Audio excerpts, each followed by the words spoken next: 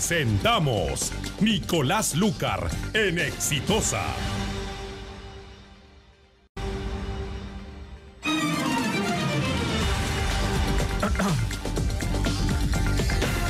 Muy buenos días para los que recién se unen a la programación de Exitosa. Estamos en el 95.5 de la FM en Lima. Estamos en 65 ciudades a nivel nacional, en todo el territorio nacional, a lo largo y ancho del territorio del Perú. Son las 10:12 de la mañana. Tenemos una pregunta, una interrogante para nuestras redes sociales, para los miles de seguidores. Impresionante, ¿no?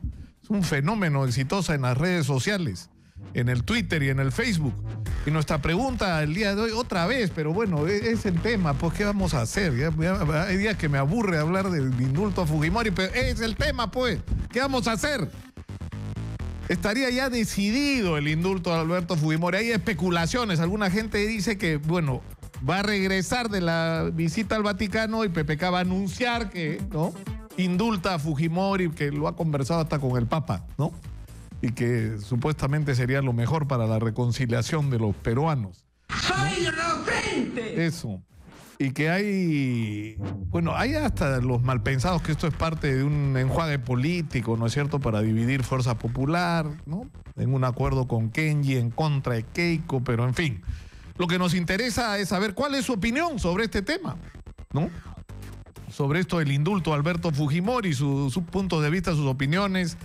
Nos lo pueden enviar a través del Facebook a Exitosa Noticias y en el Twitter en @ExitosaPE. Y precisamente de esto vamos a comenzar hablando el día de hoy. Hágame acordar, señora Magariño, hay dos cosas de las que quiero hablar hoy día y no olvidarme. Del aniversario que se cumplió el 19 de septiembre de la toma de Frecuencia Latina, cuando se llamaba Frecuencia Latina. Y que es un hecho del que no deberíamos olvidarnos por las lecciones que debió dejarnos y las que lamentablemente creo yo, y me apena no equivocarme, no hemos aprendido todo lo que tendríamos que aprender. Y lo segundo es lo que está pasando en Las Bambas. Es probablemente el proyecto minero más importante del país en este momento y hay un proceso de negociación con las comunidades y nos interesa hablar de esto. Es decir, no puede ser que nos ocupemos de la crisis del magisterio cuando hay una huelga que amenaza con perder las clases para los chicos. Y no puede ser que nos ocupemos del proyecto minero más importante del país porque está bloqueada una carretera o porque hay muertos. No puede ser, ¿no? Y cuando hablo de que no hemos aprendido la lección, los medios, me refiero también a ese tema. Pero en fin, vamos a ocuparnos ahorita de lo de Alberto Fujimori. Está con nosotros el abogado Julio Rodríguez. Él es un abogado penalista y es un hombre que conoce de la ley en el Perú. Julio, muy buenos días. ¿Qué tal, Nicolás? Muy buenos días. La primera interrogante, y vale la pena hacérsela, o plantearla nuevamente, ¿está habilitado desde el punto de vista legal Alberto Fujimori para ser sujeto de un indulto? Es decir, ¿hay algo que pudiera impedir que esto sea legal o constitucional? Definitivamente, si el indulto es humanitario, no hay ningún tipo de limitación. Y haya cometido el delito que se le haya finalmente sancionado o sido objeto de condena definitiva, esto queda en estrictas manos del presidente de la República, sopesando, entre otras cosas, obviamente, la situación de salud por la que atraviesa el expresidente Fujimori. Es decir, ¿cuáles serían los requisitos que tendría que cumplir? El confirmar que tiene un estado... Es decir, entiendo que lo que dice la ley es que su permanencia en prisión puede suponer un riesgo para su vida o para la preservación de su salud, ¿no es cierto? Así es, ya quedó descartada esa tesis que se escuchó lamentablemente por algunos sectores muy radicales respecto al respeto, entiendo yo, a la vida. Si una persona en la cárcel lo que se le va a generar es que su salud se deteriore y lo acerque lamentablemente a un desenlace fatal, definitivamente es candidato a un indulto humanitario.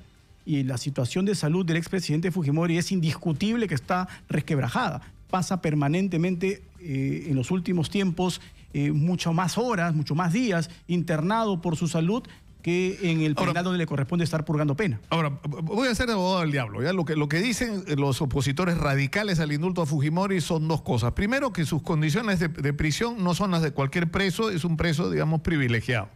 Y en segundo lugar, que en todo momento que ha tenido algún problema de salud, ha tenido rápidamente la posibilidad de ser atendido. Cosa que no ocurre con cualquier otro preso en el Perú, ¿no es cierto? A veces se pasan días esperando a ser trasladados para una atención que podría ser considerada de emergencia, ¿no? Correcto, Nicolás, pero la respuesta es obvia a ese tipo de personas.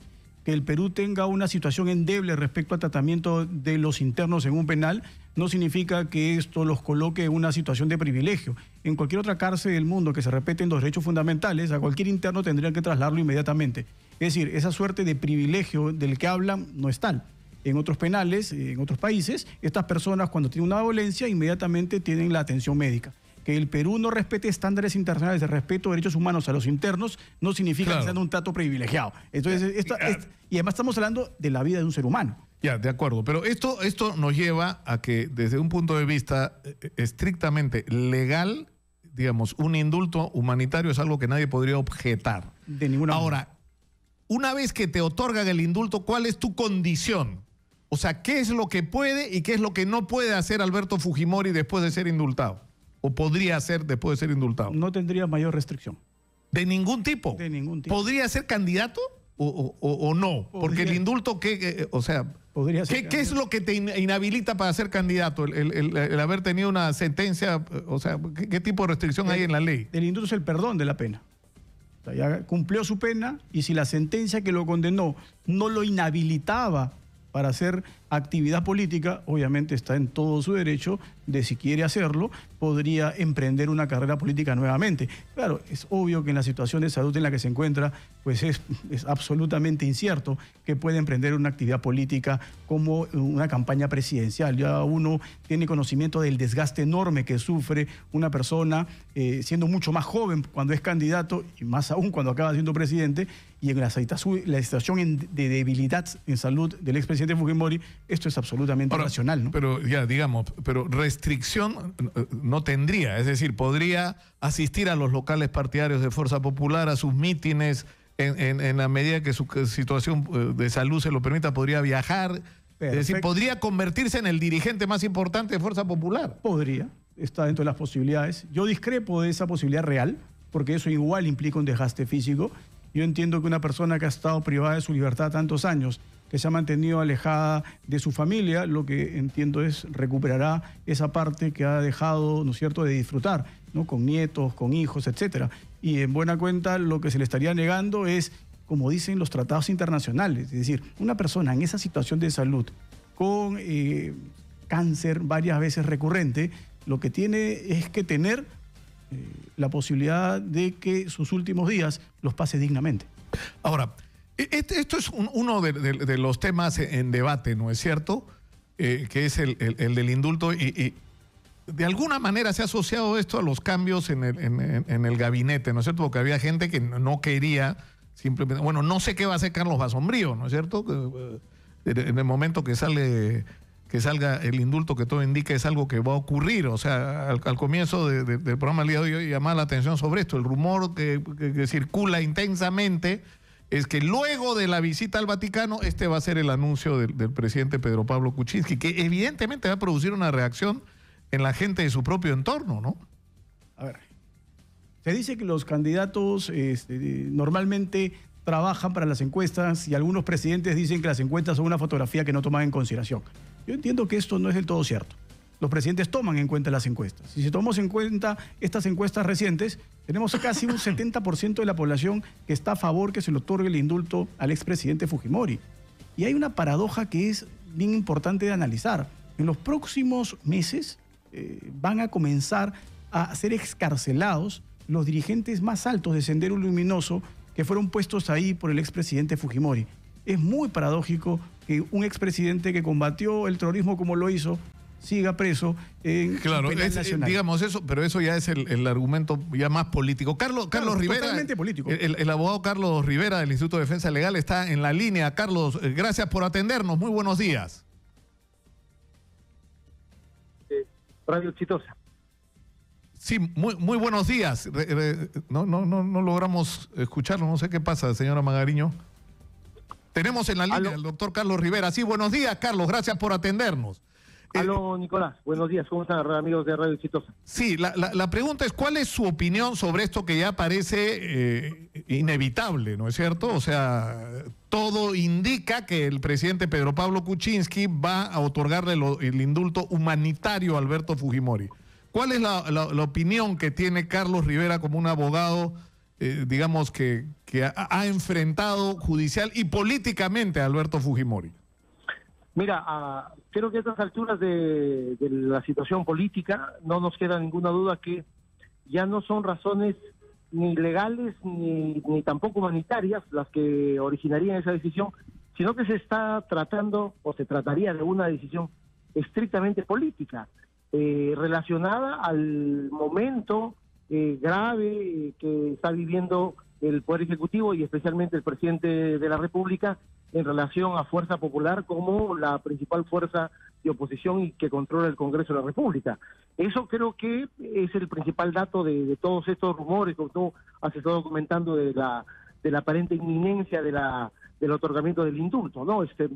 No me queda otro dato, sino es un hecho de carácter político para aparentemente atenuar la confrontación y quedar bien con el fujimorismo, y de esa manera garantizar, según la perspectiva del Ejecutivo, de ocurrir esto, un momento, no sé hasta cuándo, de estabilidad en esta relación. Ahora, ¿esto qué quiere decir? Que según tú, Carlos, esto no tiene que ver ni con el estado de salud, ni con las, digamos, posibilidades legales de que esto ocurra, sino con una circunstancia más bien política. Ahora, ustedes han dicho y han cuestionado la habilitación o no de Alberto Fujimori para el indulto por el tema de que supuestamente fue sentenciado por secuestro agravado, ¿no es cierto?, o por delitos de lesa humanidad. ¿Eso en el caso del indulto humanitario no operaría o sí, según ustedes? Efectivamente, que nuestra posición ha buscado ser clara respecto de la existencia de impedimentos, tanto desde el marco normativo nacional, por el hecho de que está condenado por un delito como el de secuestro agravado, por el cual hay una prohibición para otorgar ese tipo de beneficios, y por el lado del derecho internacional, en el sentido de que la jurisprudencia de la Corte Interamericana establece también igualmente una prohibición de indultos para aquellos que estén condenados por delitos que han sido calificados como crímenes de lesa humanidad. Otra circunstancia es el tema del indulto humanitario. En ese asunto no ha habido una oposición nuestra, no podría existir si es por razones de carácter humanitario. Pero sí hemos dicho que eso se tendría que acreditar, tendría que haber un proceso de verificación a través de los procedimientos que ya están establecidos médicos, a nivel del Ministerio de Justicia. Julio Rodríguez está con nosotros y yo, por lo que he escuchado antes, Julio no comparte esa opinión de que Alberto Fujimori fue sentenciado explícita. O sea, se usa la frase lesa humanidad, pero no es parte del cuerpo de la sentencia, digamos, ¿no?, de la parte resolutiva. No solo eso, sino que César San Martín, de manera absolutamente escrupulosa con respecto a todo lo que implica el concepto de tipicidad, es decir, lo que estaba previsto como delito al momento de los hechos, César San Martín no lo condena por lesa humanidad. Él señala que se tratan de actos criminales contra la humanidad y utiliza esta palabra exactamente y no habla de lesa humanidad porque no podría ser aplicada de manera retroactiva, principio trascendental en derecho penal. Pues la sentencia en ningún momento dice lesa humanidad, sino dice que los actos realizados por el Grupo Colina sobre la base de la imputación de ser el autor mediato, es decir, que está en la cabeza de esta estructura criminal, Alberto Fujimori, lo colocaría a él como autor de estos crímenes contra la humanidad. A ver, si me permites, Nicolás, sí, claro. La sentencia, tanto en los fundamentos, desarrolla de manera bastante clara que lo que interpreta el tribunal sobre la base del debate existente en cerca de año y medio de juicio es que están acreditadas la comisión de crímenes de lesa humanidad por el hecho de que se trata de crímenes que fueron parte de un ataque sistemático, de un ataque que constituía una política de Estado, que fue cometido por funcionarios públicos y que las víctimas fueron civiles, que es el estándar que el derecho penal internacional exige para que un tribunal nacional califique un secuestro, una violación como crimen de lesa humanidad. Y adicionalmente, en la parte del fallo de la sentencia, cuando dice que condena a Alberto Fujimori por los crímenes de homicidio calificado y lesiones, califica esos hechos, el homicidio calificado y las lesiones, como crímenes de lesa humanidad.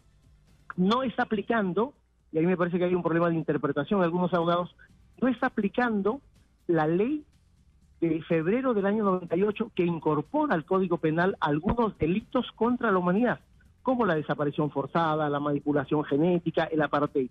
Lo que hace el tribunal es lo que muchos tribunales en el Perú y en el mundo hacen, que es establecer que existe un derecho penal internacional consuetudinario que existe a partir del estatuto del Tribunal de Nuremberg y la sentencia de Nuremberg en adelante, y que le proporciona a los tribunales un bagaje de sentencias, disposiciones, principios que se aplican justamente para calificar los hechos, no para tipificarlos. Ya, digamos, está claro que sobre este tema no hay acuerdo. Es decir, si esto fuera simplemente un indulto, lo que esto generaría es una controversia, procesos, ¿no es cierto?, de cuestionamiento legal.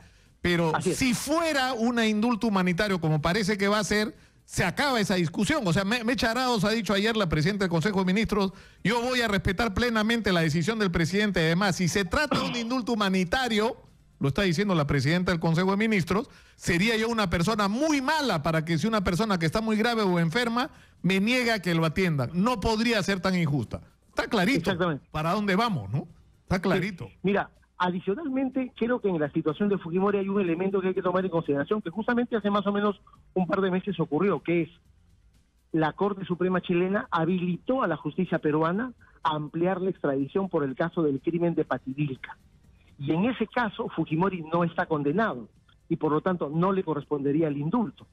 Y en ese caso, Fujimori acaba de tener una acusación de la Fiscalía Penal Nacional y tendría que ir a un juicio oral por esta acusación.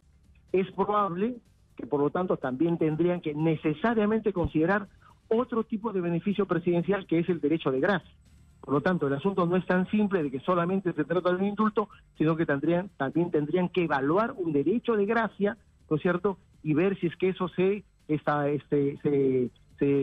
encuadra dentro de los planteamientos que establece la norma constitucional. El asunto no es tan simple, no hay una oposición al otorgamiento de algún beneficio por razones de carácter humanitaria, pero vuelvo a lo primero que mencionaba, tengo no la impresión, sino la convicción de que este asunto más está en la mesa de la política que en la mesa de la legalidad. Muchas gracias a Carlos Rivera del Instituto de Defensa Legal por atendernos, muy gentil como siempre. Terminamos con Julio Rodríguez. Pero esto que acaba de decir Carlos Rivera es cierto, porque, o sea, se ha abierto la posibilidad de un proceso con respecto al tema de Pativilca, ¿no? Bueno, con el mismo argumento, es decir, la autoría mediata, ¿no es cierto? Sí, claro. Ahora, teoría que está vigente, y eso yo lo he escuchado lamentablemente a algunas personas equivocadamente señalar que se construyó para el caso de Fujimori. Esta teoría existe en el año 66 en Alemania y la hemos ido utilizando en el ámbito de la jurisdicción nacional en muchos casos. El más emblemático ha sido el de Abimael Guzmán, no el de Fujimori.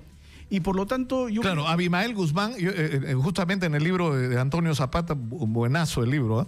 El libro sobre la guerra senderista, que yo recomiendo sinceramente a la gente leer, porque es una fuente no solo extraordinaria de información, sino para la comprensión del fenómeno, ¿no? Y ahí habla precisamente de esto, ¿no? Que le aplican a la autoría mediata. Y perfectamente aplicada. O sea, para poder sentenciar a Abimael Guzmán...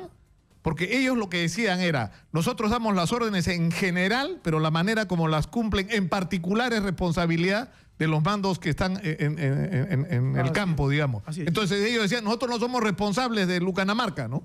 Y eso está permitido en el Código Penal Nacional desde muchísimo antes de sucedidos estos casos. Entonces, la argumentación de que esta se crea para específicamente condenar a Fujimori es falso. Lo otro que dice el doctor Rivera...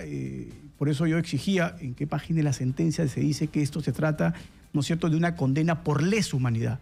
San Martín Castro se cuida mucho de decir... Explícitamente no lo dice. No lo dice, y no lo puede decir, porque no puede aplicarse retroactivamente.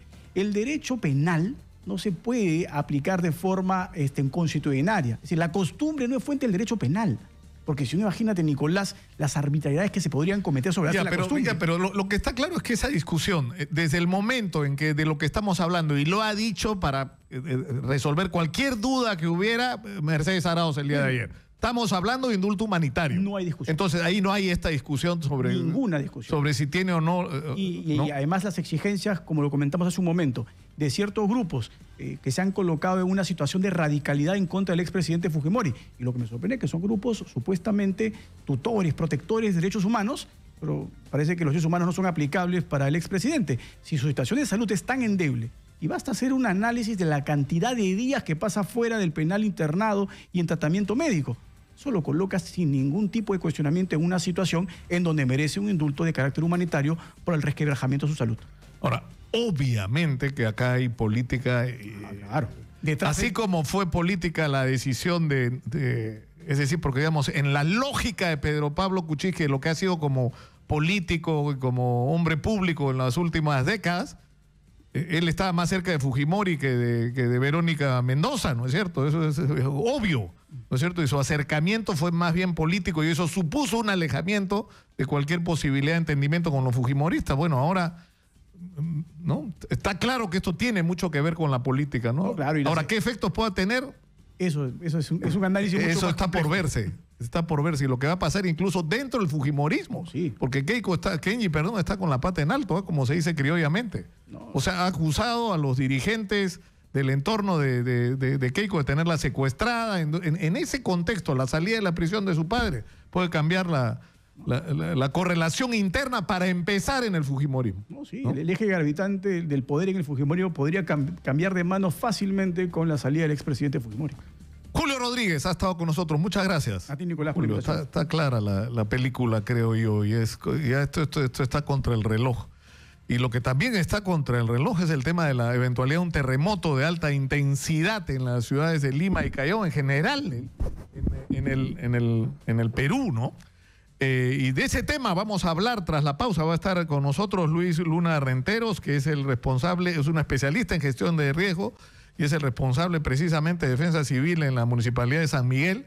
Y va a estar también el arquitecto José Arizpe. Él ha sido decano del Colegio de Arquitectos del Perú. Y la pregunta que hay que hacerse es qué ocurre o qué ocurriría si se produce un terremoto así como el que hemos tenido en México, como los que han vivido los mexicanos, si nos ocurriera a nosotros. O sea, ¿qué pasaría en una situación como esta? ¿Qué hemos hecho? Y lo más importante, ¿qué es lo que tenemos que hacer? Porque ya finalmente no sé qué nos sirve llorar sobre la leche derramada, ¿no? Pero hay tareas urgentes que tenemos que enfrentar y eso es de lo que vamos a hablar tras la pausa. Y vamos a abrir los teléfonos también para escuchar a nuestro público. Volvemos, esto es Exitosa 95.5 de la FM.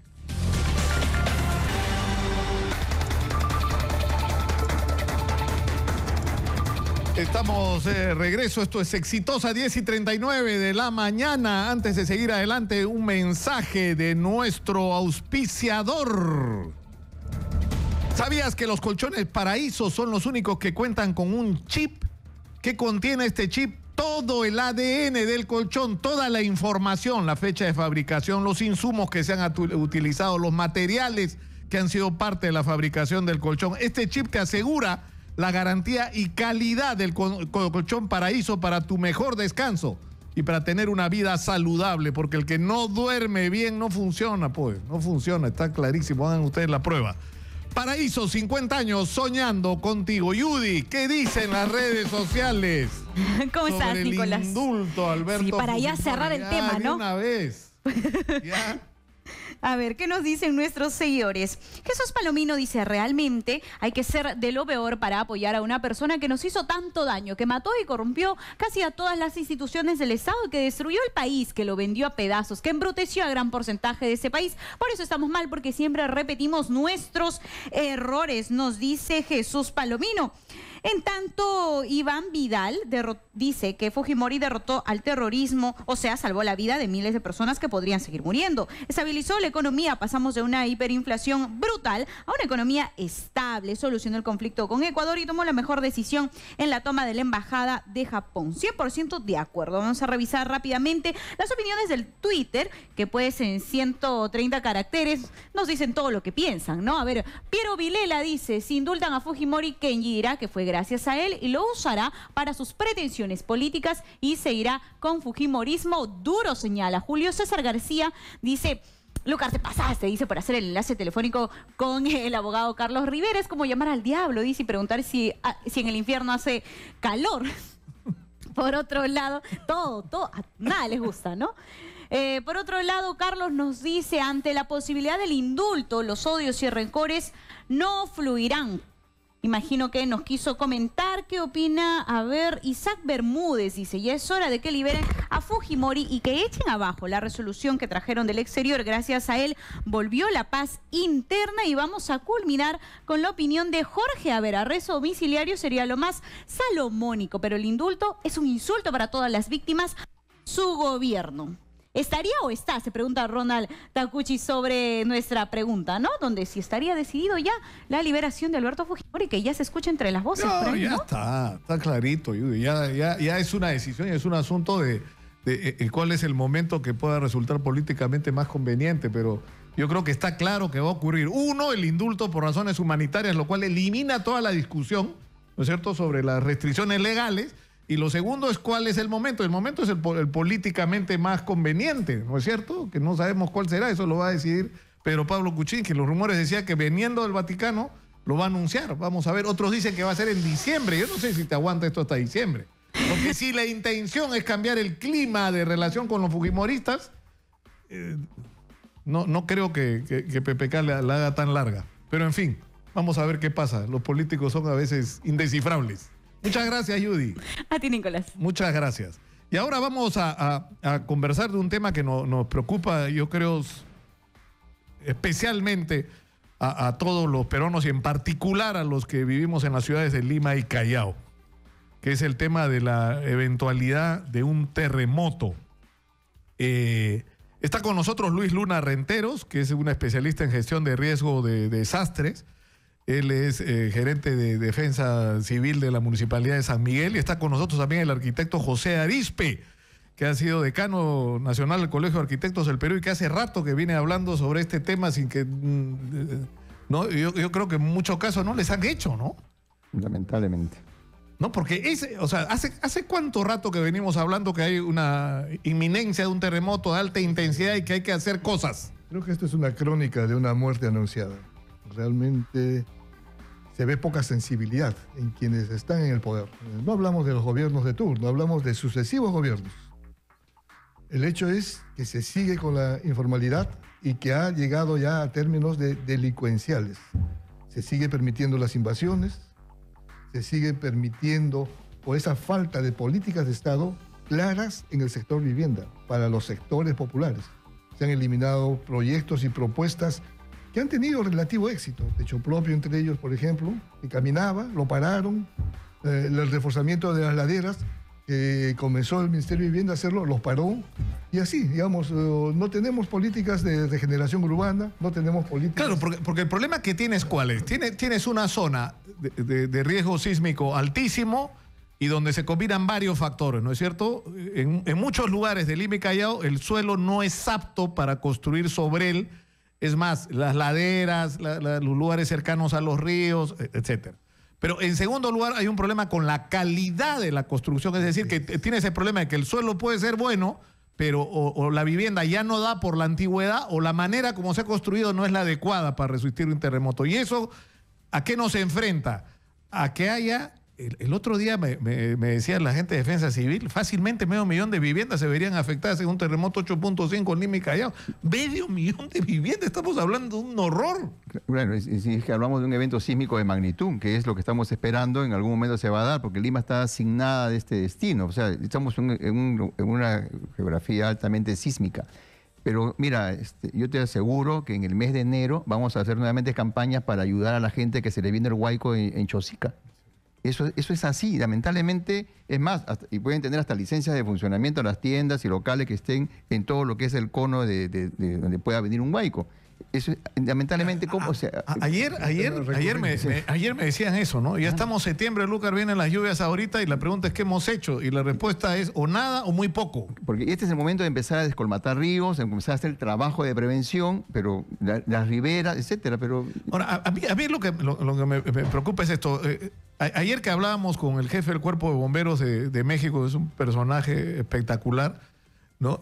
Lo que él decía es como que aprendieron la lección de lo que les ocurrió el año 85. O sea, 32 años después ellos, o sea, aprendieron la lección. Entonces él decía, no es solo un tema de que la gente esté preparada y todo el mundo tenga sus protocolos, porque inmediatamente todo el mundo se pone en acción y todo el mundo sabe lo que tiene que hacer, sino que además se han establecido reglas para la construcción, y no solamente se han establecido reglas, sino se ha trabajado para que se cumplan. Sí, ¿no? por ejemplo, porque acá reglas hay, ¿no es cierto? Sí, entre otras cosas, te digo, por ejemplo, ¿no? En el tema de calidad que has mencionado hace un momento, no hay garantías, porque no hay obligación de los proveedores de insumos de la construcción de demostrar la calidad y de dar las garantías. O sea, cuando yo compro un departamento, a mí no me dan los protocolos de todo el proceso constructivo, no me dan la información de las garantías del agua, de la arena, si es salitrosa o no es salitrosa, va a comenzar a aplicarse las estructuras. No tenemos esas garantías, ni tenemos ni siquiera el listado de los profesionales que son responsables del proceso de la obra, desde su diseño hasta su ejecución y su supervisión. O sea, es decir, por eso es tan delicado el asunto, porque tú tienes, ya, en primer lugar, las zonas de riesgo que están absolutamente identificadas. Sabemos dónde el terremoto va a producir los mayores daños, ¿no es cierto? Que son, en primer lugar, los lugares donde los suelos no son aptos para construcción y se ha permitido construir.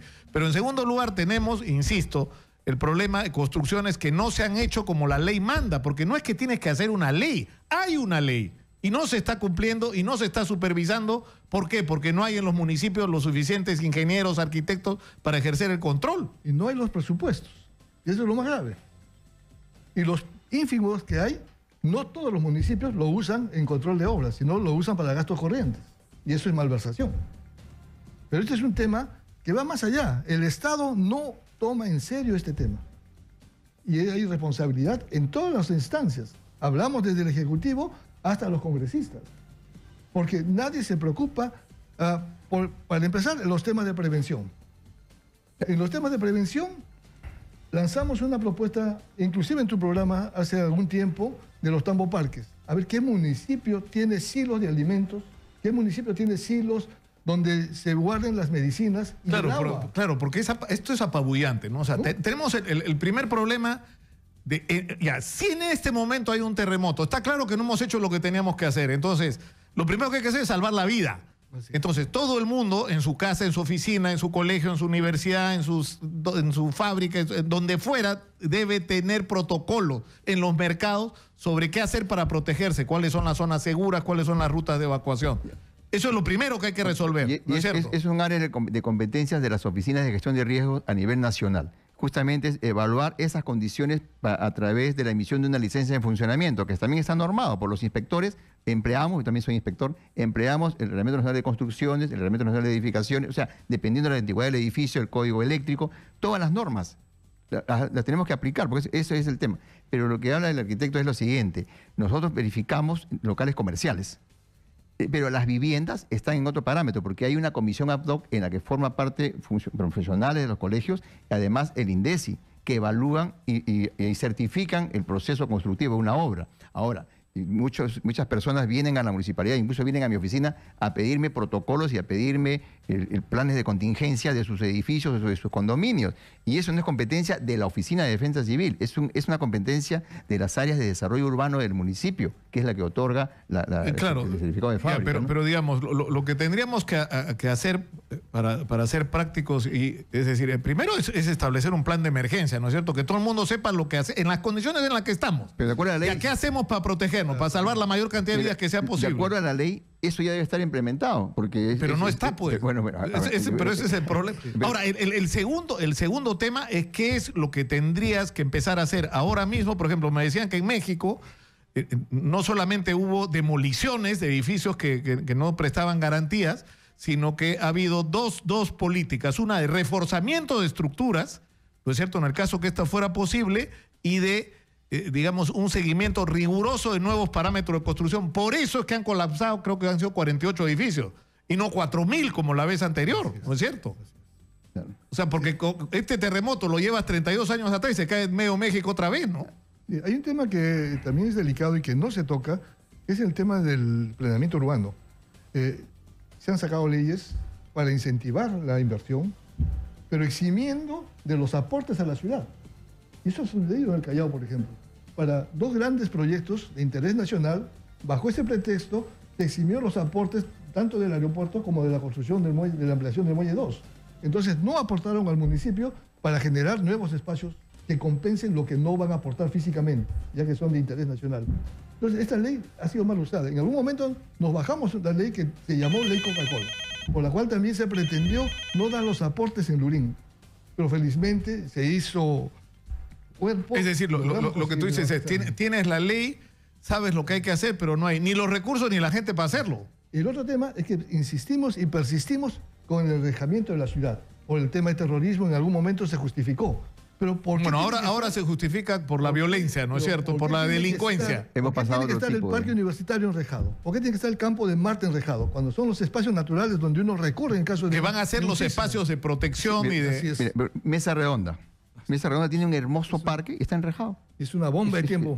Está enrejado. O sea, un lugar que podría albergar 2.000 personas está con una reja y para ingresar tienes que pasar... Pero la pregunta es, ¿qué está pasando? Porque ayer me decían algo que yo no puedo... Estamos sin jefe de INDECI en este momento, ¿no es cierto? Bueno, es que pasa, te explico. El INDECI ha sido partido en tres. Hay una Secretaría de Gestión de Riesgo de Desastre en la PCM que ahora lo ha pasado a Defensa. INDECI ha quedado para obras posteriores al desastre y han creado el CNPRED. O sea, todavía no hemos interiorizado el INDECI y ya lo hemos partido en tres. O sea, los procesos de inspección técnica también, todos... Ahora, yo creo que para dividir como las tareas, uno primero es que hay que trabajar en serio el asunto de los protocolos, de lo que todo el mundo debe hacer en el caso de que en este momento ocurra un terremoto. Lo segundo es un plan para hacer lo que dice la ley que no se está haciendo, que va a implicar una inversión de recursos en profesionales, en técnicos, ¿no es cierto?, en equipamiento, porque hay que evaluar edificio por edificio, sobre todo en las zonas de mayor riesgo, uno por uno.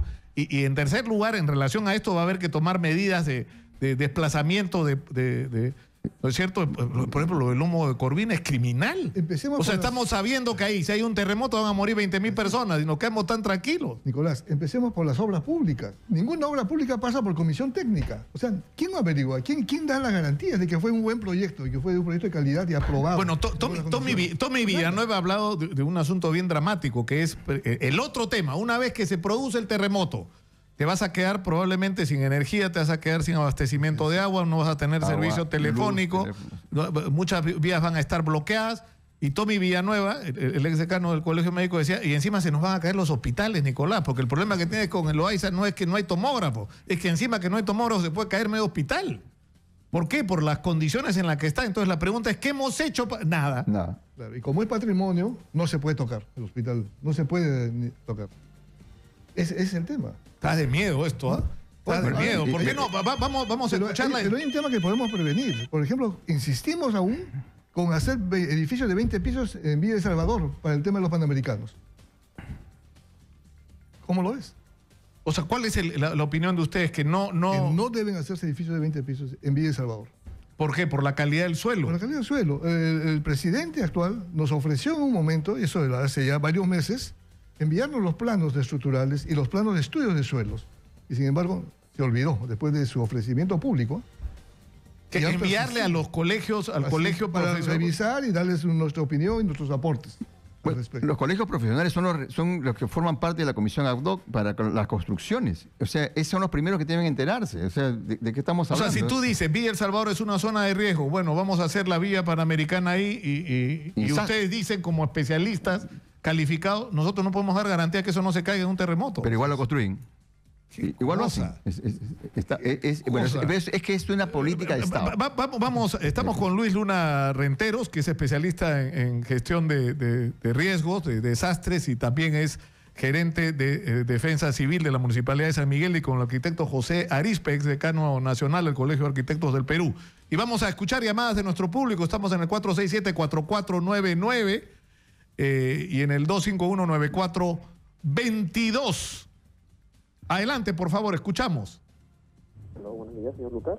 Lo escuchamos, adelante. ¿De dónde nos llama? ¿Qué tal? Le habla Juan, de Pueblo Libre. Quien le habla es un ingeniero mecánico electricista. Querían más o menos tomar este enfoque en tres etapas. Antes, durante y después del terremoto. Antes es cuando uno debe verificar, pues, las municipalidades, los planos, debe ir INDECI a hacer sus inspecciones. Durante el terremoto uno tiene que, pues, seguir los procedimientos que ya todos sabemos, pero yo también le pongo atención al después. Si tomamos el ejemplo de México, me acuerdo que dijeron en las noticias que hubo 10.000 muertos en el año 85, 10.000 muertos nada más. De eso no podemos hacer más, digamos, aquí en el caso de Lima. El doble serían los heridos, 20.000 muertos. Como lo que usted acaba de decir, señor Lucar, se caen los hospitales. Yo pregunto, ¿podemos con los hospitales actuales construidos, ahora ocurre el terremoto, ¿podemos atender a 20.000 heridos? Obviamente que no. Lo que yo atacaría primero es construir nuevos hospitales. Muchas gracias. No, claro. Miren lo que pasó el otro día cuando hubo el accidente del Cerro San Cristóbal, ¿no? O sea, eran ¿qué? 24, digamos 30 personas que debían ser atendidas. Y no teníamos tomógrafos, no teníamos capacidad de respuesta. Es increíble. Cuando ocurrió lo de Matucana, o sea, a mí me ha asustado mucho lo de Matucana porque ha probado que no tenemos una capacidad de respuesta. O sea, no ha sido una tragedia, felizmente, lo de Matucana, pero hubo mucho miedo. La gente no sabía qué hacer. Las carpas llegaron a cualquier hora. Tú tenías a las 12 de la noche la gente sin saber qué iba a hacer de su vida y no hubo una capacidad de respuesta, ¿no? La responsabilidad empieza por casa. Yo le preguntaría a las personas que te escuchan o nos ven si tienen su plan de contingencia familiar, si tienen su mochila de emergencia, si tienen su caja de sobrevivencia, si han establecido un espacio cerca a su vecino. ¿Por qué no hacemos una cosa? Vamos a escuchar a Álvaro Tapia y yo quisiera, digamos, o sea, lo último que queremos es dar un mensaje negativo y desmoralizador. Lo que queremos es ser realistas, crudos y a partir de eso prácticos. A partir de eso, bueno, hagamos lo que hay que hacer, pero ya, ¿no es cierto? Escuchemos un momentito a Álvaro Tapia, que está en el Agustino en este momento. Adelante, Álvaro, te escuchamos. Información en vivo desde la cuadra 18 de la avenida Ribagüero, en el distrito del Agustino, donde algunas viviendas que se encuentran en el Cerro Atariyacta están a punto de colapsar debido a las construcciones clandestinas de las casas que bordean todo este cerro, mientras otros inmuebles están construidos con cartón y maderas y que cuentan con pircas, según mencionan los pobladores, hechos por ellos mismos, lo que representa un peligro latente ante un eventual sismo, debido a que estos cimientos pueden ceder en cualquier momento. Se pide a las autoridades del Agustino mayor fiscalización y prevención en esta zona. Informó Álvaro Tapia, Exitosa Noticias. Muchas gracias, Álvaro. Bueno, eso del Agustino está por todo. El cartón y la madera no hacen tanto daño como el concreto mal empleado. Porque el concreto sí se convierte en un arma, digamos, contra el ser humano, por el peso mismo que tiene el elemento. Entonces, acá lo que hay que ver son otras alternativas en la construcción, alternativas no convencionales. Las ciudades norteamericanas, las de Atlanta, entre otras, por ejemplo, están llenas de construcciones hechas en madera, de mucha calidad. Si vamos a ver Beverly Hills, la casa de los grandes, ricos y famosos, son todas hechas en madera.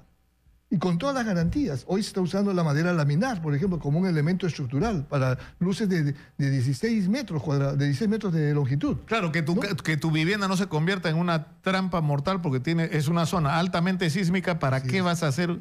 Es decir, ¿qué requeriría? Cimientos que te resistan el movimiento y una estructura ligera. Pero, o sea, hay ¿no? Alternativas modernas, digamos, ¿no? Es que hay normas hasta para construir sobre lo que fue pantano. Por ejemplo, en Villa, en Ventanilla, hay zonas que hay que emplear métodos de construcción en arenales. Los mexicanos, por ejemplo, han usado vasos comunicantes. Son estructuras, digamos, que están en el agua y que, digamos, tienen perforaciones por las cuales circula el agua. Entonces, estas cosas son alternativas, digamos, técnicas que tienen solución, ¿no? Claro. No tienen solución. El tema es no construir contra la naturaleza. Ayer el congresista Luis Galarreta, presidente del Congreso actualmente, dice que están evaluando la posibilidad de cambiar de sede el Congreso ante la eventualidad de un terremoto. ¿Por qué? Porque es un edificio de riesgo, pues. ¿No es cierto? Defensa Civil ha dicho que el Congreso es...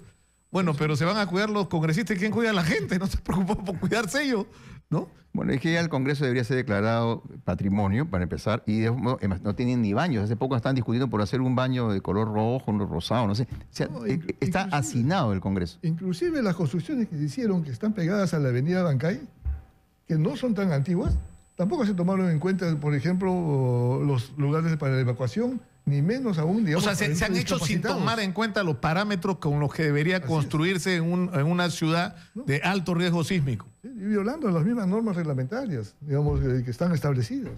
Las normas hechas por el mismo Congreso. Ahora, yo tengo una pregunta así práctica para la gente, Luis.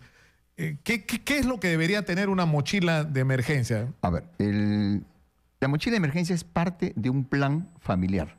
O sea, yo hago mi plan y tengo mi mochila, porque la mochila, no todas las familias están compuestas por el mismo grupo humano, ¿no? Por ejemplo, tienes mascotas, tienes personas con enfermedades, están postradas en una cama. Tú haces tu mochila en función a tu necesidad.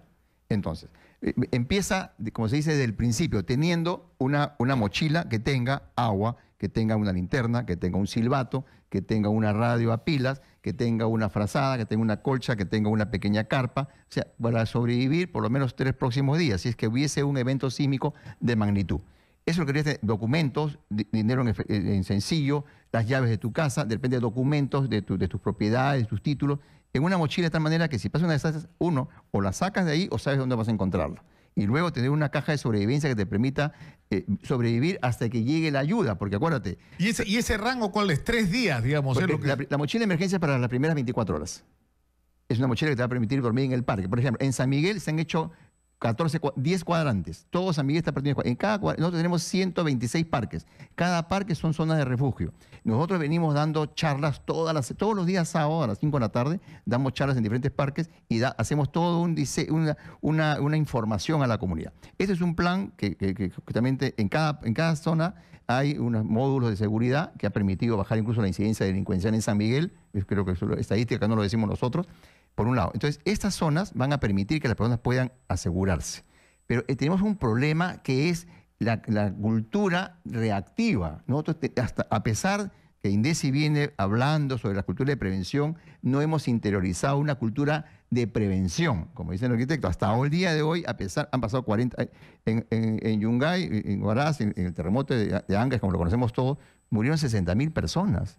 Y eso sirvió para crear el INDECI. ¿Y qué ha pasado? Se diluyó. O sea, siempre tenemos ahora pasó lo de México. Mañana, no sé, captura a una actriz y se acabó la noticia. Y siempre que hay este tipo de cosas, como el terremoto de Chile, que el terremoto de Japón, que el tsunami... Nos acordamos, en el momento. Nos dura unos días, en el mejor de los casos, cambia una semana, la noticia, y ahí todo sigue igual. Entonces, ¿qué pasa? En San Miguel, por lo menos, tenemos un trabajo sostenido. Incluso somos el primer distrito que tiene una alarma temprana. Ese es el tema. O sea, ayer nos explicaba el jefe del Cuerpo de Bomberos de México lo importante que es lo de la alarma temprana. Él decía, no importa si son segundos, porque 10 segundos pueden ser la diferencia entre la vida y la muerte. Es que 10 segundos son 10 metros de la puerta de tu dormitorio a la puerta de tu casa o de la puerta de tu casa al parque. O sea, son 10 metros. Esa es una distancia que tú tienes que recorrer para ponerte en buen recaudo. Por lo tanto, tu plan de contingencia familiar debe estimar los tiempos que tú tienes para salir a una zona segura. ¿No es cierto? Entonces, ¿qué pasa? Ahora, podemos hablar de 6 segundos, 10 segundos, 20 segundos, depende, pero eso también es el capricho de la naturaleza, porque lo que detectan estos equipos es una onda, por decirte, precursora, ¿no? Una onda que se adelanta. Cuando empieza. O sea, esa onda llega más rápido, entonces te va a dar un tiempo y te va a lanzar la alarma. Entonces, estos sensores, en San Miguel tenemos 34 en 34 Es decir, lo que va a ocurrir es que cuando haya un terremoto de alta intensidad, los únicos que se van a enterar segundos antes para tener tiempo de salir son los habitantes de San Miguel. En San Miguel hace 2 años que se ha implementado. Eso fue un diseño que lo ha creado un ingeniero peruano, un científico peruano, con tecnología peruana además, y no es parecido a lo de México, pero nos permite tener un tiempo adelantado al impacto que tienen las ondas destructoras. Entonces, esto es un diseño que hizo el Eduardo Bles junto con el señor Víctor Miniza, que es la persona que ha hecho este sistema. Y es más, que en estos lugares tenemos la alarma, tenemos una circulina y una luz que nos va a permitir tener, si fuera de noche, por lo menos 16 horas de luz y una luz estroboscópica que nos va a permitir dónde está el punto de seguridad. Y lo tenemos en 34 parques. Pero esta implementación implica el compromiso de los vecinos. Entonces hemos empezado a hacer un programa de capacitación primero, de sensibilización después, y ahora vamos a empezar para hacer simulacros de sismos en estos 10 sectores que hemos establecido. Porque eso del simulacro tomado en serio, ayer en México ha salvado miles de vidas. Pero las personas... Miles de vidas. Pero, bueno, discúlpeme que arquitecto que estoy hablando, pero es que ese es mi día a día. O sea, yo estoy todos los días... Ahora, yo antes de terminar... Yo quisiera que nos diga el arquitecto Arizpe, digamos, con Lucho hemos hablado acá de las cosas que hay que hacer, ¿no es cierto?, en términos de protocolos de los municipios, de los ciudadanos. Pero hay zonas claramente de riesgo y hay responsabilidades sobre esas zonas sobre las que habría que actuar de una vez. Es decir, revisar uno por uno, para empezar, hospitales, colegios, universidades, locales públicos, grandes concentraciones, o sea, urbanizaciones, si están... Ministerios. ¿No es cierto? Habría que empezar por eso, pero ya. Probablemente el Estado no esté en capacidad de hacerlo todo y tiene que recurrir a la empresa privada. Y para que pueda, digamos, crear las condiciones en poder dar las propuestas, digamos, antes de... para las obras del Estado, sí, estoy de acuerdo. Basta con una ley o una norma, digamos, que saque el Ejecutivo, claro, y que sea una obligación, que todas las edificaciones tengan que hacerse las pruebas para garantizar su estabilidad, digamos, frente a un sismo. Eso para empezar. Luego, digamos, lo que hay que hacer es modificar algunas normas, algunas leyes que todavía no se están modificando. Este hecho que te mencioné al inicio. Las inmobiliarias deben obligarse de dar la información de todo el proceso constructivo, de todos los protocolos, si se hizo bien o no los sistemas contra incendios, si se prepararon o no bien todos los sistemas, digamos, desde la cimentación de una edificación. No, claro. Si hay garantías, claro, que de los materiales. Como claro, porque el tema no es solamente que lo diga la ley, sino que se está violando pues la ley. Lamentablemente. La calidad de los insumos. Si mi arena es salitrosa, no va a aguantar un concreto y ese va a reventar, digamos, antes de que suceda inclusive un sismo. Eso va a reventar a los 3 o 4 años una edificación. Entonces, estas cosas tienen que normarse y reglamentarse. Acá los muchachos de producción que están como todos, porque hay una especie de psicosis en este momento, ¿no? Porque todo el mundo anda después viendo las imágenes, además de lo de México, uno entra en pánico.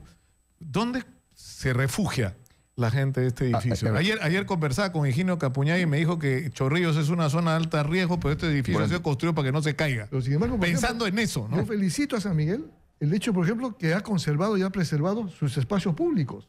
Tiene muchísimos parques. O sea, tenemos el sitio natural donde refugiarte. Bueno, pero, por ejemplo, si hay un terremoto ahorita, ¿dónde vamos? A la zona de la escalera del ascensor. Se supone que tu jefe de seguridad ha hecho un plan de contingencia y ha identificado las zonas seguras. En esos letreritos verdes con una S significa zona segura. Es ahí donde tienes que parar y evaluar tu situación. Hasta antes de Pisco, los de Defensa Civil decíamos, espera que pase el evento sísmico y evacúas. Pero ahora la naturaleza nos ha enseñado que puede moverse la tierra más de 3 minutos. Entonces, ¿qué es lo que hacemos? En el momento que tú sientes el sismo, ya haces el sismo, es tu alarma, inmediatamente te paras en una zona segura. Primero. Y ahí evalúa la situación. Si tienes que salir, no vas a usar los ascensores, o sea que vas a tener que bajar los 6 pisos. Cuando bajas las escaleras, durante el evento sísmico, tienes que irte agarrando de los pasamanos.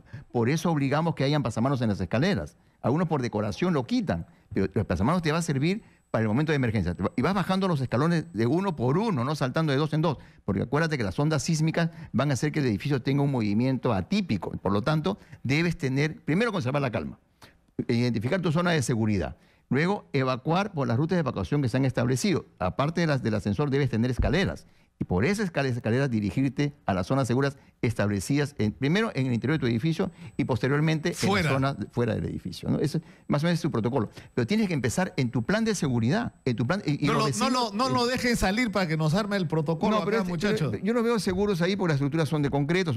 Supongo, porque yo he visto este edificio construirse dentro del Reglamento Nacional de Edificaciones. Por lo tanto, históricamente, en los últimos 100 años hemos tenido un evento sísmico de 8.2, 8.4 en el 40. Supongo que este edificio ha sido construido con ese parámetro, ¿no es cierto? Ahora vamos a ver, empezamos por casa también, Nicolás, viendo si tenemos los parámetros constructivos que la Municipalidad de Chorrillos tiene que dar, ¿no? Que nos hagan una evaluación ahora a ver si aprobamos o no. Muchas gracias a nuestros invitados. Luis Luna Renteros, gerente de Defensa Civil, que quiere decir algo todavía de la Municipalidad de San Miguel. Bueno, San Miguel estamos preparándonos y también no nos olvidemos que el 13 de octubre a las 8 de la noche vamos a hacer un simulacro nacional de sismos. Es importante. San Miguel va a hacer ejercicios previos, pero es importante que la comunidad tome en serio los simulacros. Los simulacros, ahí está lo que ha pasado en México. 1 hora antes hicieron un simulacro y eso permitió que se salven muchas vidas. Esperemos que ahora no haya un evento sísmico de verdad, pero participemos de los simulacros con seriedad, involucremos a nuestra familia y cuando le hablemos a nuestros hijos, no le hablemos con tantos dramas como lo que vemos en la televisión, porque todo el mundo se psicosea. La idea es conservar la calma. Conservar la calma. Es decir, ¿va a haber un terremoto? Va a haber. ¿Sabemos cuándo o no? Va a ser altamente destructivo probablemente, pero hay que estar preparados para eso. Así es, en eso estamos. Esa es la idea. Muchas gracias por estar con nosotros, al arquitecto José Arizpe y a Luis Luna Renteros. Vamos a la pausa. Regresamos con más. Vamos a hablar. ¿Qué pasó con estos alimentos? Han encontrado ratas en un depósito de alimentos de Calihuarma. ¿Qué pasa?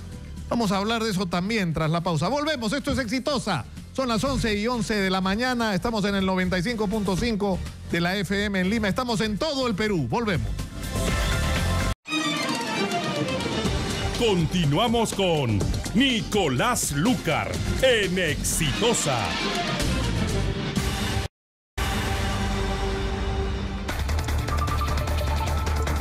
Son las 11:20 de la mañana, estamos en Radio Exitosa 95.5 de la FM, estamos en Lima, en el 95.5, pero estamos en 65 ciudades a lo largo y ancho del territorio nacional. Este es un mensaje de nuestro auspiciador.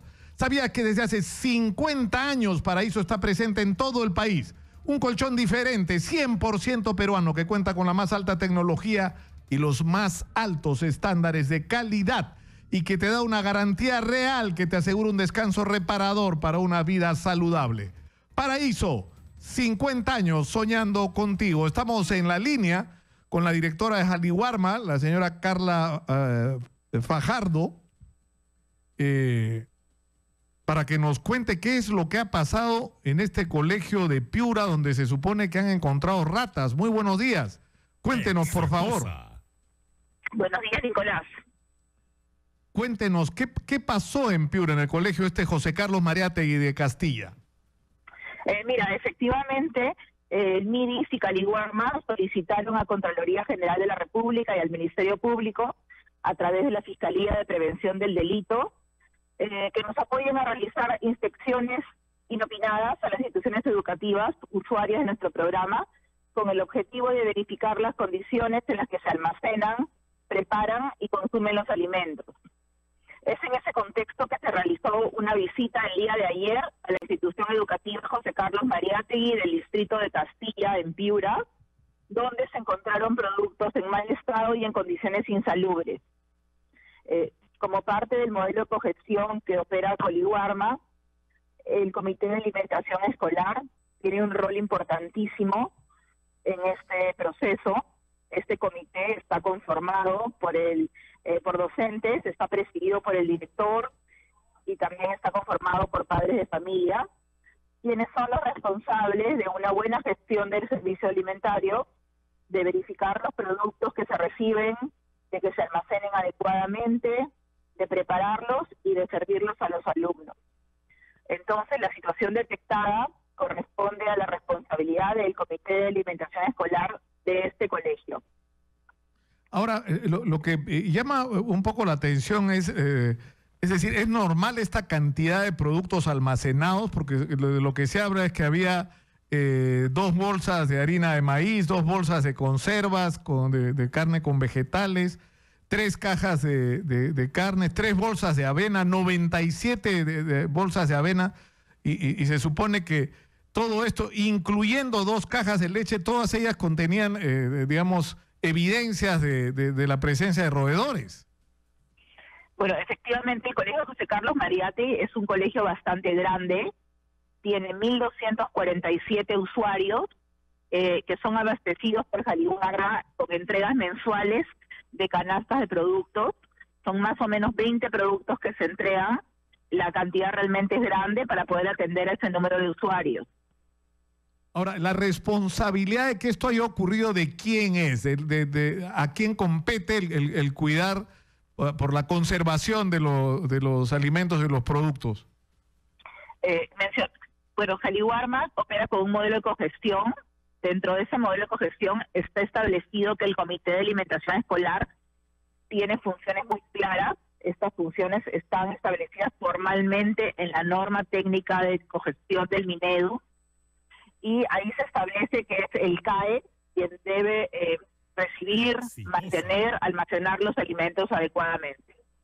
En todo caso, lo importante es que esto es una señal de que no solamente, es decir, se está distribuyendo alimentos, sino se está efectuando una labor de fiscalización. Sí, efectivamente, nosotros como parte de nuestro trabajo hacemos inspecciones inopinadas. Tenemos además 1.134 monitores de gestión local que a la fecha han venido haciendo ya 140.950 supervisiones.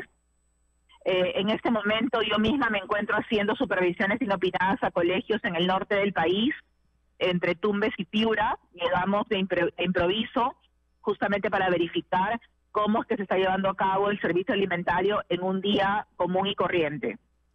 Bueno, yo le agradezco mucho a Carla Fajardo, directora del programa Jaliwarma, por atendernos. Muchas gracias. Muy gentil. Le agradezco la oportunidad también y recalcamos nuestro compromiso con garantizar la calidad y la inocuidad de los alimentos que el programa entrega. Y también agradecemos el compromiso de los comités de alimentación escolar, quienes en su gran mayoría hacen un gran trabajo y están muy comprometidos con el programa. Muchas gracias. Muy gentil. Hasta luego, gracias.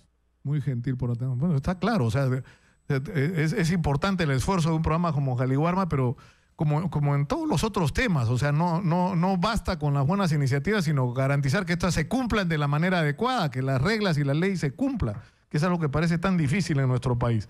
Está con nosotros Susana Matute, y es directora de Políticas para la Población Afroperuana del Ministerio de Cultura. Bienvenida, buenos días. Buenos días, y muchas gracias por la invitación para venir aquí a conversar de un tema que es histórico y que en este momento debe concentrar también la atención de toda la población nacional.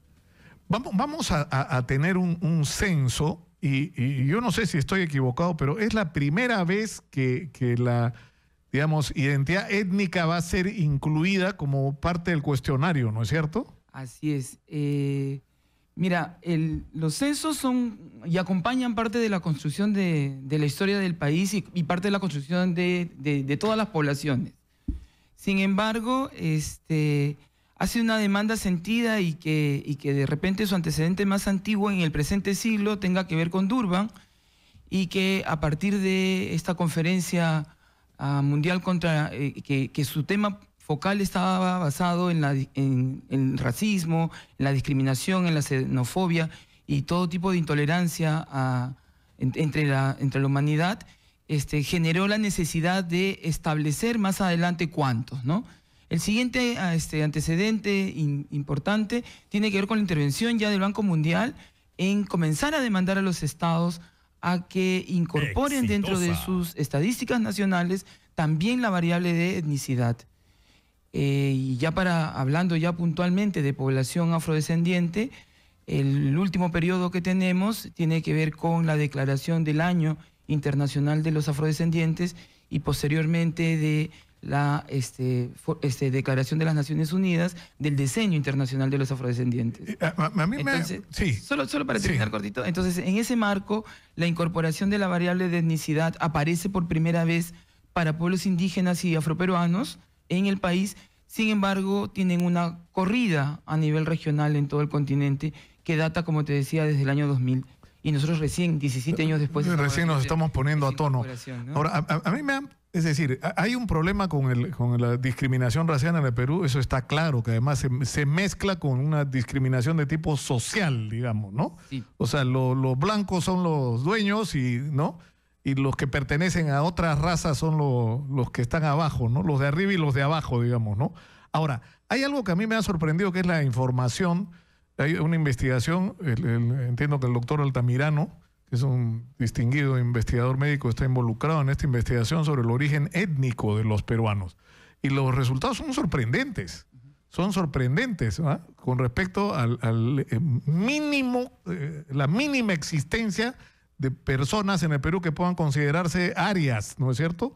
Casi todos tienen, en el Perú, casi todos tenemos algún nivel de mezcla, ¿no es cierto? Otra, claro. ¿No? Ahora, igual la pregunta es válida. ¿Cuánto peso tienen los descendientes, o cuánto peso tienen los descendientes, ¿no es cierto? Mira, los afrodescendientes, sí, digamos, ¿no? Voy a contestarte en términos de cómo habitualmente suelo enfrentar la pregunta cuando me dicen ¿cuántos afrodescendientes hay en el Perú? Claro. Y yo suelo decir, bueno, se especula. Y se especula precisamente porque hay una invisibilidad estadística respecto de la atención diferenciada de la diversidad cultural. No estoy hablando solo de afrodescendientes. Ya a estas alturas, casi 500 años después, tenemos que reconocer que en el camino han ido incorporándose otros grupos étnicos a la construcción del Estado-Nación. Y la especulación respecto de la población afroperuana, que son del tercio que forman la constitución del Perú originario, ¿no? Se estima ahora entre 3 y 10%. Depende del investigador, depende del momento en que haya hecho la investigación y depende la muestra o la población con la que haya hecho su estudio. Esos, por ejemplo, son datos que se van a esclarecer ahora a partir del censo. Varias cosas están ocurriendo en ese momento desde el INEI, por ejemplo, el georreferenciar el censo, y eso permite tener certeza de cada lugar, cada población, cada distrito o cada centro poblado o municipio delegado que haya en el país, en el cual haya un grupo de personas que se autoidentifiquen como afroperuanos. Nosotros tenemos como antecedente para eso un mapa geoétnico que fue reconocido por el Ministerio de Cultura el año pasado con una resolución ministerial. Pero ahora la georreferenciación del censo nos lleva a tener certeza respecto a el dato que arroje el censo.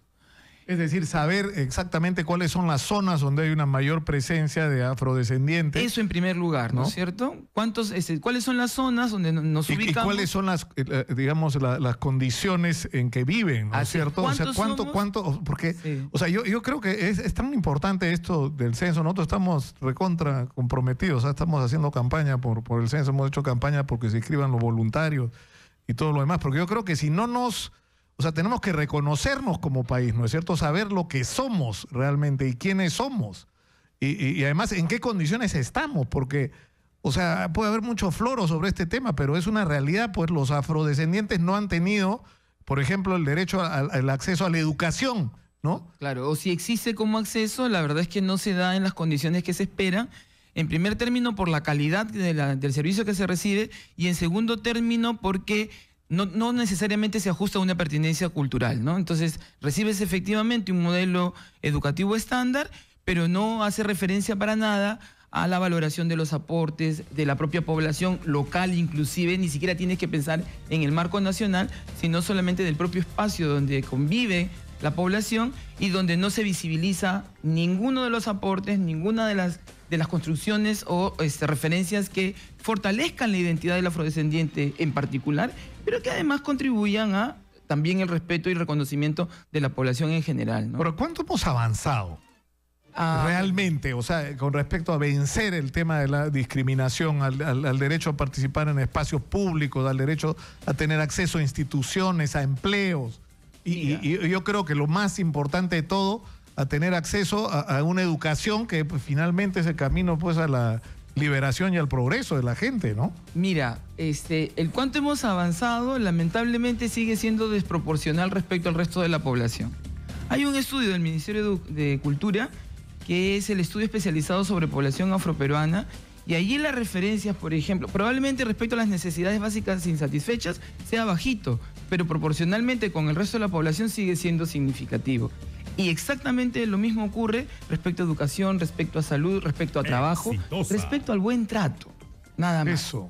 Entonces, respecto a ese tipo de avances, tendremos ahora oportunidad, efectivamente, con el trabajo que se está haciendo a través del INEI, de visibilizar con el censo en primer lugar, pero además con las encuestas nacionales, la situación en la que se encuentra la población afroperuana. Un avance significativo es tener la variable ya en el censo. Y con eso sincerar la situación en la que se encuentra la población en general, porque la pregunta, eso también es importante decirlo, la pregunta no está focalizada ni para indígenas ni para afrodescendientes, está dirigida a toda la población nacional. Arriba de los 12 años, toda la población nacional va a tener que responder la pregunta de autoidentificación.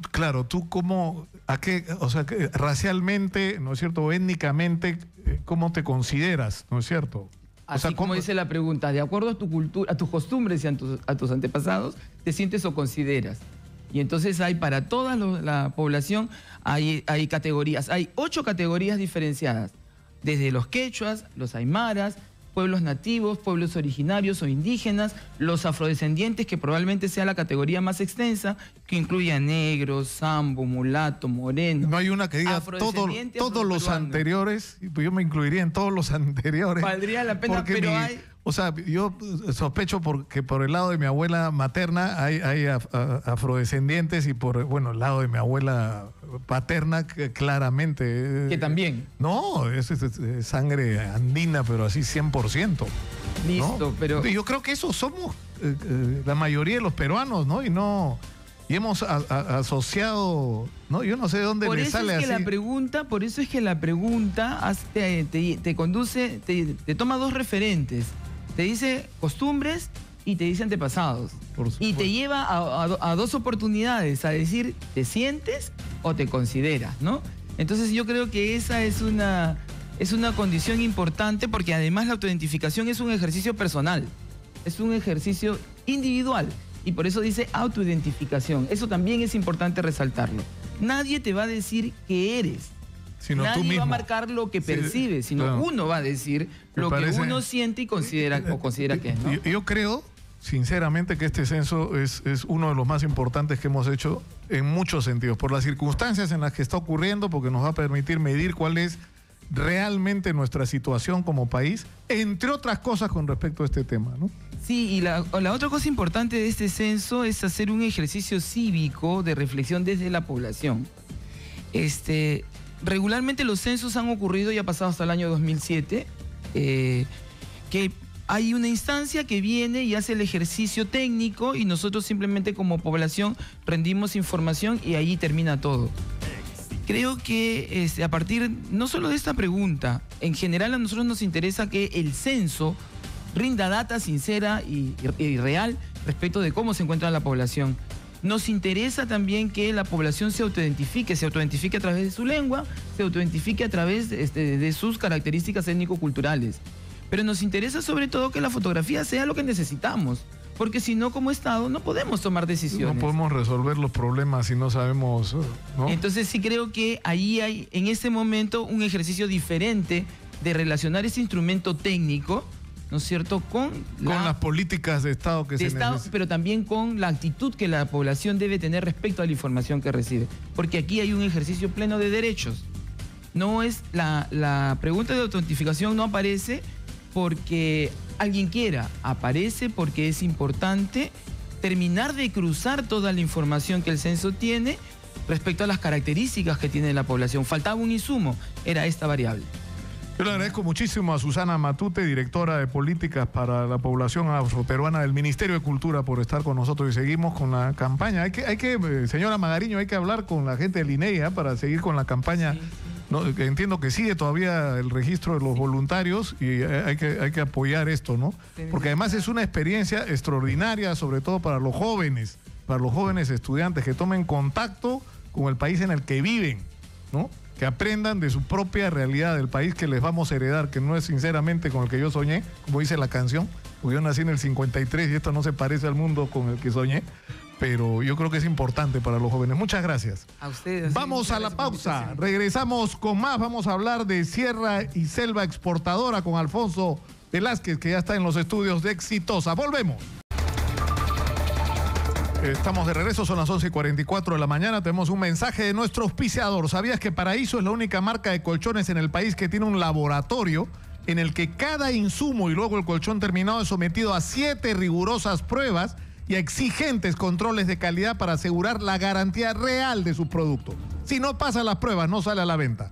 Esto garantiza que en tu colchón Paraíso puedes tener el mejor descanso para una vida saludable. Paraíso, 50 años soñando contigo. Estamos en la línea con el señor Everardo Córdoba. Él es alcalde de Pisacasa, en Apurímac, que es una zona que ha estado, un distrito que ha estado enfrentado a la minera Las Bambas por el problema del uso de la vía. Entiendo, señor Córdoba, que ustedes han avanzado a algún nivel de acuerdo y de entendimiento. Cuéntenos, por favor. Bien, señor periodista de Radio Exitosa. Un saludo cordial a nombre de acá de la provincia de Cutabambas, del centro poblado del Consejo del Centro Poblado Pisacasa, aquí a Apurímac. Bien, hermano, justamente ayer habido con nuestros hermanos funcionarios desde el Ministerio de Transportes y Comunicaciones, de PCM, instalación de mesa de trabajo. Sí, yo le agradecería, señor Córdoba, si le puede quitar el altavoz a su teléfono para poder escucharlo bien, porque se mete un eco. Por favor. Afirma, está bien. Bien, hermano conductor de Radio Exitosa, un saludo cordial hacia usted, a todos los hermanos que escuchan a nivel del Perú. también representando como alcalde del Consejo Menor del Centro Poblado Pisacasa de acá del distrito de Mara de la provincia de Cochabamba, departamento de Apurímac. Justamente, hermano, ayer se ha instalado una mesa técnica, lo que es la instalación de mesa técnica con los hermanos funcionarios del Ministerio de Transportes y Comunicaciones y PCM. ¿Con qué finalidad? Con la finalidad de conversar y dialogar con todos los hermanos que viven acá dentro de la jurisdicción de la carretera de Puente Isurel a Puente Saiba, de los cuales tenemos dos temas muy importantes. Entonces nosotros, yo como autoridad, los hermanos que vivimos en este tramo en la provincia de Cochabamba, esperamos la voluntad que nos solucionen por vía legal, de acuerdo a que nos indica ante la ley, ¿no? También a ministros de Transportes y Comunicaciones, a ministros de Energía y Minas. Entonces acá tenemos la empresa ING Las Bambas, entonces esperamos la voluntad y el resultado educadamente, porque nosotros no somos así como otros, somos respetuosos, educados. Dentro de eso, hasta nuestro padre dijo, no matarás a tu prójimo, fue dicho que ninguno se enojará locamente contra su hermano. No puede ser derramado sangre inocente. Pues, hermano, aquí en la provincia de Cochabamba no queremos muertos ni heridos. Entonces, con esa finalidad, ayer se ha instalado una mesa de técnica en nuestro municipalidad del Consejo Mundial del Centro Poblado Pisacasa. Sí, yo entiendo perfectamente sus palabras, porque lo que están pidiendo es respeto, ¿no es cierto? Se habían logrado niveles de acuerdo con la anterior operadora de la minera Las Bambas sobre cómo se iba a desarrollar el proyecto. Este ha sufrido modificaciones, incluyendo el uso de la vía, ¿no es cierto?, para el traslado del mineral, y eso obviamente les produce un perjuicio. Y esto se tiene que resolver conversando. Eso es lo que ustedes están demandando. Exactamente, hermano lindo. Nosotros acá la población ha sufrido, porque nosotros no podríamos actuar así a malas formas, sino tenemos que actuar como persona educada, como ser humano. Entonces, hay que entender, lamentablemente la carretera como está transitando acá del Puente Isurel a Puente Saiba, ese tramo, lo que es el API 115, esa carretera no ha habido ninguna consulta a la comunidad, no había nada. Entonces ahora, como se ha instalado la mesa, entonces dentro de eso queremos definir, conversando, dialogando con los funcionarios, con la empresa y la comunidad, solucionar, entrar así por vía legal, de acuerdo ante la ley que nos indica, hermano. Yo le agradezco muchísimo, Everardo, por habernos atendido, y vamos a estar atentos, vamos a estar siguiendo el desarrollo de esta mesa técnica que finalmente se ha instalado y para la cual hacemos los mejores votos, ¿no? Que se resuelvan los problemas con el entendimiento, el diálogo y partiendo de lo que ya dije, del respeto a las comunidades. Yo creo que por ahí se empieza. Muchas gracias, Everardo. Hermano, quería aclarar, justamente ayer se ha instalado, el día 29 de este mes ya vamos a iniciar el primer diálogo, lo que es la mesa técnica. Dentro de eso ya vamos a iniciar el mesa de diálogo, hermano. Entonces seguramente vamos a estar en el contacto y para poder invitar, porque nosotros esperamos a nuestros hermanos, a los ciudadanos, a los líderes, a las autoridades, a la puerta abierta, hermano, para el día 29, porque ese día vamos a iniciar lo que es el mesa diálogo, hermano. Entonces, mesa técnica, yo sé que vamos a iniciar, entonces entraremos a una solución como hermano y como peruanos, hermano. Muchas gracias, hermano. No, muchas gracias.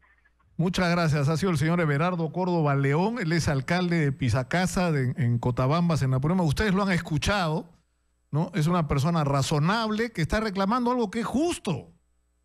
Ahí va a haber un mineroducto, se había hecho todo un proceso de entendimiento, cambió de titular la concesión y hicieron cambiar el proyecto y no le preguntaron a los comuneros si estaban de acuerdo o no con que el mineral pase por en medio de sus pueblos, ¿no? Con contaminación, con ruido, con una afectación directa a sus vidas.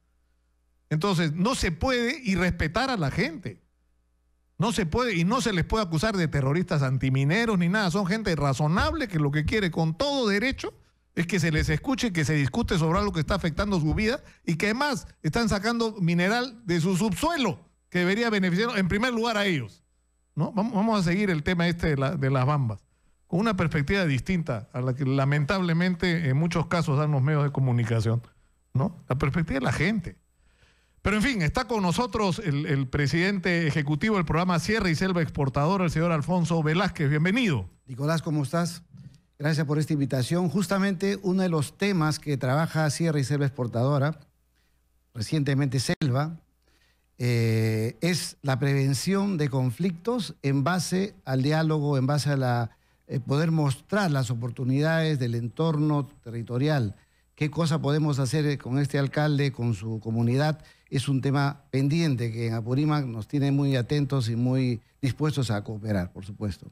Ahora, hay esta discusión sobre la enorme oportunidad que tiene el Perú con respecto a toda esta serie de productos que se les llaman orgánicos, que se les llaman superfoods, le dicen los gringos, los superalimentos peruanos, que se han puesto de moda en el mundo, pero no solo los superalimentos, sino frutas que son muy demandadas y que son una enorme oportunidad para cambiarle la vida a la gente, ¿no es cierto? Para convertirnos... Toda esa oferta, toda esa riqueza productiva de nuestro país se ha denominado ahora superfoods, incluyendo productos pesqueros. Acaba de estar PromPerú promoviendo en Bruselas en una feria especializada productos del sector pesquero, tanto marítimo como mediterráneo, de la tierra, de la acuicultura. Pero justamente lo que le ha faltado a la parte andina, a la parte rural de nuestro país, es que los incluyamos en este crecimiento tremendo que tiene el Perú de la exportación. La labor nuestra desde el Ministerio de Agricultura, siguiendo los lineamientos de política comercial, participación en ferias y motivación de producir lo que el mercado quiere, nos ha llevado a mostrar resultados interesantísimos como la reconversión del queso fresco a los quesos maduros.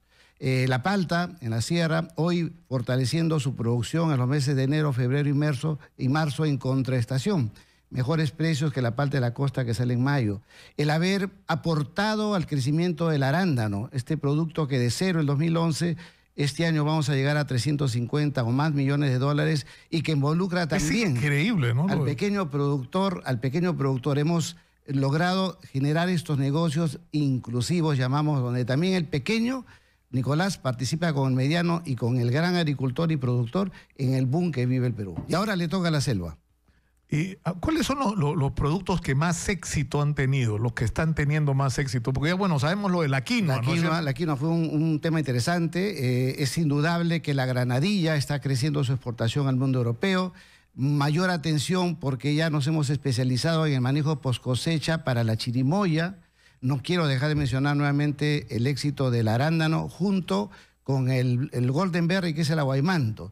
Y ahora viene la frambuesa. El presidente, el ministro de Agricultura nos ha pedido que veamos la forma como nuestro gobierno puede apoyar para que el pequeño productor de la zona andina pueda recibir el apoyo del gobierno a través de esta propuesta Serviagro que está desarrollando el ministerio con la Sierra Azul, dentro de la visión de agro próspero, donde queremos que las pequeñas unidades productivas participen tremendamente de este momento que vive nuestro país y que nos da las oportunidades a través justamente de esa gran campaña Superfoods que está llamando la atención de muchos clientes e inversionistas. Y justamente la próxima semana se realiza en Perú la Feria Expoalimentaria que realiza ADEX. Este año, en coordinación con todo el aparato productivo del sector agricultura y con producción y con comercio exterior, Sierra y Selva Exportadora, de la mano con ADEX, presenta una plataforma, Nicolás y amigos todos, para mostrar las oportunidades de inversión que tenemos en la sierra. No hablar solamente de la palta, sino aquí hay 500 hectáreas listas para recibir la alianza estratégica con comercializadores europeos de palta, en la frambuesa, en el arándano, en hacer quesos. El queso, en la zona de Puno, amigos, tenemos el costo más barato, más bajo en 1 litro de leche, por el uso de la alfalfa dormante. Entonces podemos ofrecer nuestros quesos, los paria, esa combinación de ovino con leche de vaca. Hemos traído compradores neozelandeses, Neozelanda conoce de leche y nos dice el mejor queso del mundo por la altura, por la grasa.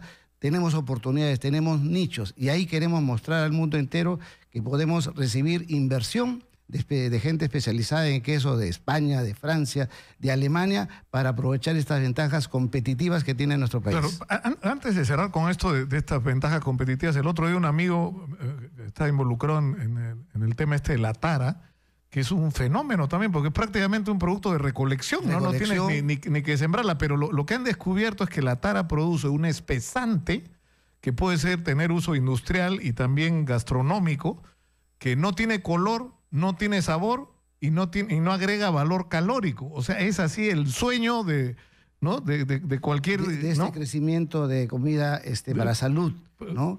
La tara, la pepa de tara y la goma de tara reemplaza lo que en Europa en su momento llamaban el locust bean, así se denomina este producto que ha caído como todo en Europa en poca producción, y aparece esta oportunidad de la tara por estas virtudes que tú le has dado y que nos permitiría, a través de un programa de innovación, llegar al famoso ácido gálico también que tanto se necesita para la medicina y que se importa y que Perú estaría en posición de desarrollar, porque además de la recolección se ha demostrado que con un poco de riego en la zona de Morrope, por ejemplo, está dando muy bien. Como inversión también la tara en áreas deforestadas. Ahora, esto tiene que ir de la mano, o sea, ¿qué cosa es lo que hace falta acá? Hace falta, nosotros entrevistamos a menudo a representantes de los productores de café, por ejemplo, ¿no es cierto?, de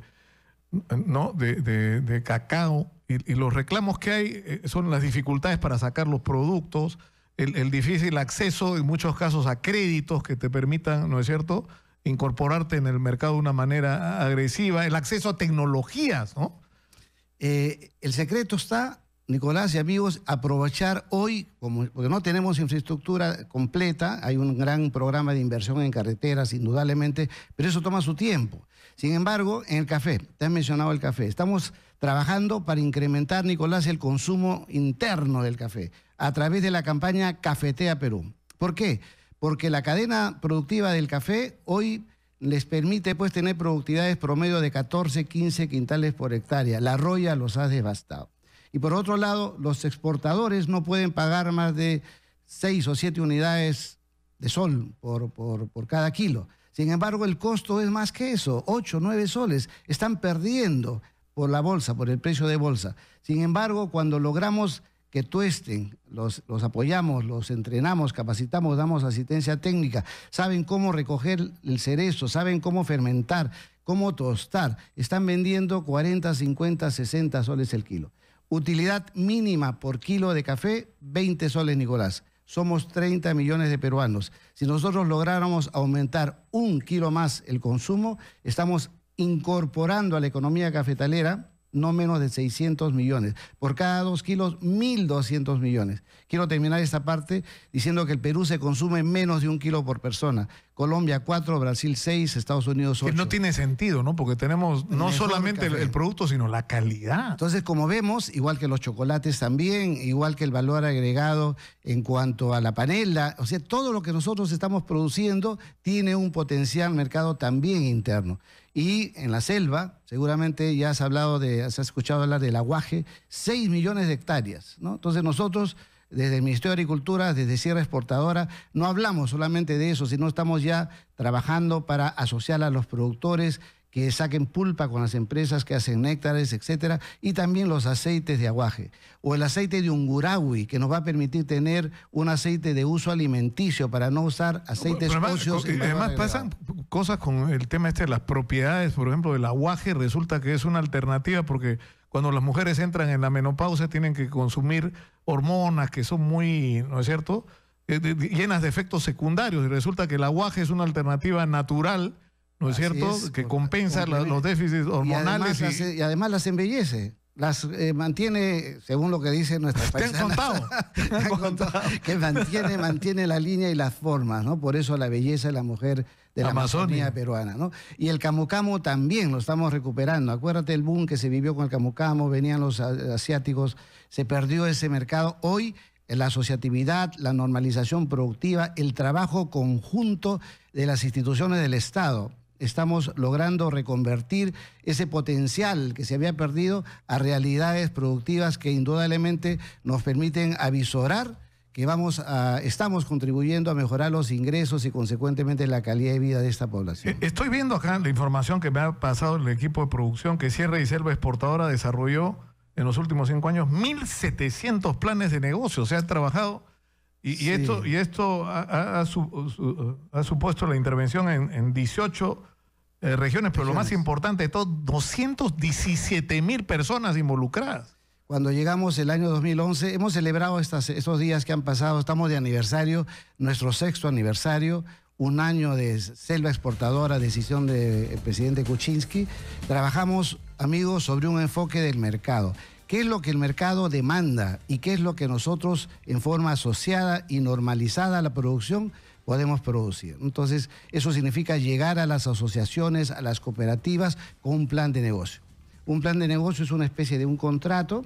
Estamos usando ahora la metodología Canvas para determinar las oportunidades y debilidades y los factores de éxito. Y en este plan de negocio determinamos en qué vamos a apoyar a la asociación a mejorar su empaque, a mejorar su post cosecha, a mejorar su acceso al mercado. Ese es parte del contrato que le damos, ¿no? Por supuesto, los servicios son un aporte del gobierno, no se cobra absolutamente nada. Y le presentamos al comprador, que le paga el precio justo y en el momento oportuno. No hacemos nada que no tenga el cliente asegurado. Eso nos ha permitido, en los últimos, todo este tiempo de trabajo, 6 años ya, generar más de 2.200 millones de soles en ventas, 1.700 planes de negocio, y hemos pasado del 0.4% de la población rural al 2%, ¿no? Es un importante avance. Nos vemos como los punteros de esta visión de prosperidad que se quiere trabajar, y en donde nuestra tarea ahora, de la mano con el sector agricultura en su conjunto, es que podamos usar estos recursos inmensos de Serviagro y otros para masificar estos productos punteros, como son la palta, como son los quesos, como son los arándanos, como es la quinoa, la kiwicha y otros, ¿no? Más los nuevos frutos que se están desarrollando. Estamos generando tendencias, Nicolás. Este tema, esa fuerza que le hemos puesto a los berries es generar tendencia. El haber iniciado hace 6 años de los quesos maduros es generar tendencia. Hoy estamos hablando para reemplazar el arroz de una nuez de agua que los asiáticos llaman el water chestnut, ¿no? Estamos hablando de granada en zonas de desarrollo, y ahora con la decisión del ministro de ir a las zonas más altas a desarrollar la frambuesa junto con el arándano y el aguaimanto, estamos realmente reconvirtiendo. Todo es un proceso. Sé de tu preocupación de las crisis sociales que existen. Debemos recordar que hemos logrado reducir la pobreza extrema del 50% a menos de 20%. Yo he sido presidente del programa Juntos, he tenido mucho que hacer en este momento de tránsito que tú también has convivido en el tema de promoción. Y bueno, luego ya viene pues con este crecimiento y mejores ingresos, trabajamos de la mano con los alcaldes. El alcalde promueve la asociatividad, promueve las mesas competitivas en su territorio. Esa relación genera que la población tenga ingresos, tribute. Al tributar, el alcalde tiene mejoras en sus servicios, generamos convivencia. Y ahora claro, lo lindo, es una mejora en la calidad de vida de manera permanente, ¿no? Entonces, el alcalde, a través de un indicador de gestión que se denomina el alcalde productivo, un concurso que por 5º año vamos a premiar, lidera, y su premio es un Barayoc. Pero todos quieren ser los alcaldes productivos. Ha sido tan exitosa esta propuesta de indicadores de gestión que ahora los gobernadores también han creado su propio indicador, y existe el premio Gobernador Productivo. Entonces te imaginas, el gobernador de Puno, de diferente quizás partido político que el gobernador o los alcaldes de los distritos del lago Titicaca, pero juntos ahora trabajando en la cadena láctea para los quesos. El gobernador de Huánuco trabajando de la mano con su alcalde provincial en su tema turístico. El gobernador de Cusco trabajando con su alcalde de Imatambo en temas de palta para exportación a través del sector privado a China. Estamos viviendo una nueva realidad fruto de esta labor promotora, a veces no reconocida desde Sierra y Selva Exportadora, pero que a través de esta gobernanza productiva, así la llamamos gobernanza productiva, Nicolás, estamos construyendo institucionalidad y gobernabilidad. Por ahí va, como dicen, por ahí van las cosas. Muchas gracias, Alfonso Velázquez, presidente ejecutivo de Sierra y Selva Exportadora, como se llama ahora. Muchas gracias por estar acá. Yo quería terminar, si me permite, 30 segundos, la señora productora. Este 19 de septiembre se ha cumplido un aniversario más del día que fue asaltada Frecuencia Latina. Y yo creo que estas fechas no se pueden olvidar, porque esto fue simplemente la primera y más grave señal de una intervención en los medios de comunicación ocurrida durante el gobierno de Alberto Fujimori y Vladimiro Montesinos. Y yo creo que no hay que olvidar, porque olvidar nos expone al riesgo de caer en lo mismo. Y yo lamento sinceramente, no solamente que no se haya recordado donde en primer lugar debió recordarse esto, que es en Latina, sino que esté ocurriendo una tendencia en los medios de comunicación a repetir esta política de subordinación, ¿no es cierto?, a quienes estén en el gobierno, o de seguir agendas que no son la única agenda a lo que los medios de comunicación se deben, que es la agenda de los ciudadanos.